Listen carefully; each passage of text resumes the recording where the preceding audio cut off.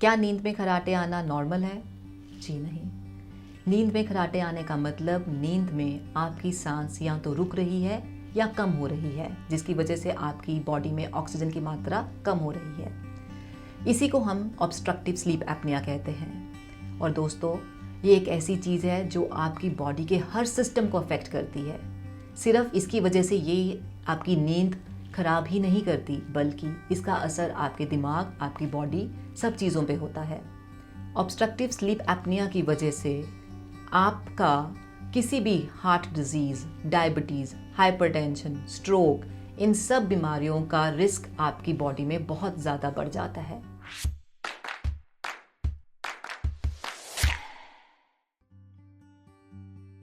Sleep apnoea कैसे diagnose कर सकते हैं? स्लीप एपनिया को डायग्नोज करने के लिए हम स्लीप स्टडी करते हैं। जैसे कि आप लोगों को अक्सर सबको पता है ईसीजी कैसे करते हैं। ईसीजी करते हैं, कुछ लीड्स लगाते हैं और फिर जो उसका डाटा है वो हम सामने देखते हैं। इसी प्रकार से स्लीप स्टडी जो होती है रात को होती है, जब इंसान सोता है तब होती है। इसमें हम बहुत सारी लीड्स लगाते हैं, कुछ आपकी चेस्ट पे, कुछ आपकी ब्रेन में। तो हम बहुत सारे पैरामीटर्स को देखते हैं, जैसे कि आपकी लेवल ऑफ स्लीप क्या है, स्टेजिंग ऑफ स्लीप क्या है, आपका हार्ट रेट कितना है, आपका ऑक्सीजन कितना है, आपकी चेस्ट मूवमेंट कैसी है। यूजुअली इसके जो मैट्रिक है वो है एपनिया हाइपोपनिया इंडेक्स। एपनिया का मतलब है आपकी सांस 10 सेकंड के लिए या उससे ज़्यादा के लिए रुक जाती है, और हाइपोपनिया का मतलब है कि आपकी सांस का जो फ्लो है वो 50% से कम हो जाता है। इसको हम AHI कहते हैं।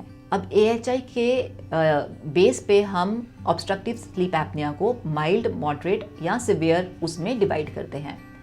माइल्ड का मतलब होता है अगर आपका AHI 5 से 15 है, मॉडरेट 15 से 30 है और सिवियर 30 से ज़्यादा है। अब हम बात करते हैं इसके इलाज के बारे में। इसका क्या हल क्या है इसका, अगर किसी इंसान को खर्राटे आ रहे हैं या डायग्नोज हो गया है कि पेशेंट को स्लीप एपनिया है।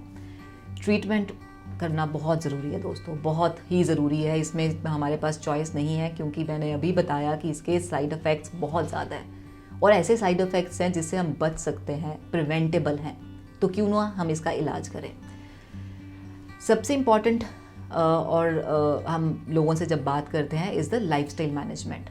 अब क्योंकि इसका बहुत सारा जो है कनेक्शन हमारे वेट के साथ है, ओबेसिटी के साथ है, तो लाइफस्टाइल मॉडिफिकेशन से अगर हम अपना वेट कम कर सकते हैं तो that will help in decreasing the affect of sleep apnoea. पर अक्सर देखिए, अगर हम बताएं आपको तो ये भी थोड़ा मुश्किल हो जाता है, क्योंकि स्लीप एपनिया की वजह से जो हमारा मेटाबॉलिक डिसऑर्डर हो जाता है उसमें वेट लॉस करना भी एक चैलेंज हो जाता है। तो लोगों की कोशिश के बावजूद भी वेट लॉस नहीं होता। तो हम लोगों को कहते हैं, पेशेंट्स को कहते हैं कि आप दोनों काम इकट्ठे करिए।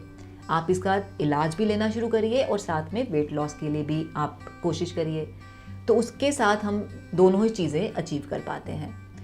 ये एक मैकेनिकल प्रॉब्लम है, जैसे अभी हमने सब पहले आपसे बात की है। मैकेनिकल प्रॉब्लम कि जब हम सोते हैं तो हमारी जो सांस का रास्ता है वो नैरो हो जाता है, सांस अंदर नहीं जाता, क्योंकि हमारी टंग फॉल करती है, हमारे मसल्स कोलैप्स करते हैं। अब इसका जवाब भी एक मैकेनिकल ही है, इसमें कोई गोली नहीं है। जी हाँ, कोई गोली नहीं है जो स्लीप एपनिया को ठीक कर सकती है।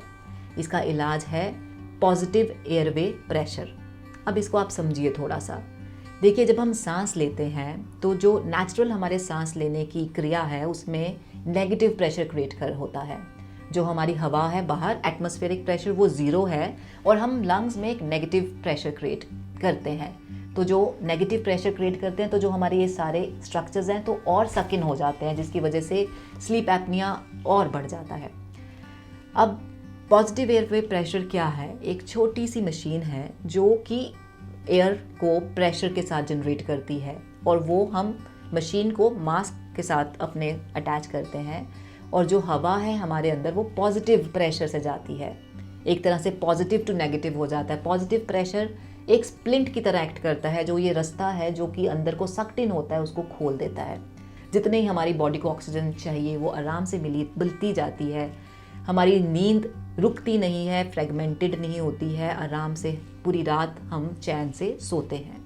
लेकिन ये जो हमारा इलाज है, जो हमारा अभी ये ट्रीटमेंट है स्लीप एपनिया के लिए, जिसमें केवल हवा प्रेशर से अंदर जा रही है। इसका फ़ायदे बहुत ज़्यादा हैं और नुकसान इतना सा भी नहीं है। थोड़ा सा पेशेंट्स को इसको अडॉप्ट करने में देखिए प्रॉब्लम आती है। जैसे कोविड से पहले कोई हमें बोले कि मास्क लगाओ तो हम क्या लगाते? नहीं लगाते। लेकिन जब समझ आ गया कि मास्क की क्या इंपॉर्टेंस है तो हम सब ने मास्क लगाया। इसी तरह से जब इंसान पहले पैप थेरेपी शुरू करता है तो थोड़ी सी वो अडेप्टेशन में वक्त लगता है। उसको लगता है मास्क लगा के मैं कैसे सो पाऊँगा। पर आजकल की टेक्नोलॉजी से मास्क इतने ज़्यादा एडवांस्ड आ गए हैं कि उसमें कंफर्ट फैक्टर बहुत बढ़ गया है। कुछ दिन लगते हैं अडेप्ट होने पे, लेकिन जब पेशेंट को भी इसका फ़ायदा खुद ब खुद दिखता है तो वो भी आराम से लगा के सोता है। तो दोस्तों, सिर्फ ये सुन के मत घबरा जाइए कि हमें रात को मास्क लगा के सोना पड़ेगा। इसके बहुत फ़ायदे हैं। इसको ज़रूर जो ट्रीटमेंट करना बहुत बहुत ही ज़रूरी है। तो दोस्तों, खर्राटे आने का मतलब गहरी नींद नहीं है। खर्राटे आने का मतलब ऑब्स्ट्रक्टिव स्लीप एपनिया है। इसको डायग्नोज करवाएं और इसका इलाज करें। Thank you so much.